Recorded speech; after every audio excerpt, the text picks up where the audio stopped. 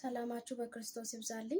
ዛሬ እንግዲህ ትልቅ ድንቅ ምስክርነት ለሆሳዕና ከተማ ልጆች እየተሰጠ ነው። ማለቴ የኦርቶዶክስ ተዋሕዶ እምነት ተከታዮች የተሰጠ ምስክርነት ስለሆነ ሁላችሁም በመናፍቃን ተከበው ስለ ወንጌል መኖርን ያስተማሩን ድንቅ ወጣቶች፣ በጨለማ ተከበው ብርሃንን እያሳዩ ያሉ ስለ እግዚአብሔር መኖር ስለ እግዚአብሔር መሞት የምናይባቸው ድንቅ የሆሳዕና ወጣቶች በጣም ነው የምንወዳችሁ። በብዙ መከራ በብዙ ፈተና ውስጥ ሆናችሁ ቤተክርስቲያንን ያስጠበቃችሁ እናንተ ድንቅ የሆሳዕና ወጣቶች፣ ወንጌልን ተምሮ ያደገ ወጣት፣ በሰንበት ትምህርት ቤት የታቀፈ ውብ የሆነ ወጣት የሚታይባት ከተማ ሆሳዕና ናት። የሰንበት ተማሪዎቹ ስነ ስርዓት፣ የወጣቱ ደግሞ ፍቅር በጣም የተለየ ነው። በወንጀል ሳይሆን በወንጌል የተሞላ መልካም ወጣት ማለት ይሄ ነው። ዲያቆንና ካህናት ነን እያሉ የመጡ በውስጣችሁ እየገቡ ሊከፋፍሏችሁ የሚሞክሩ አንዳንድ ግለሰቦች ሊኖሩ ስለሚችሉ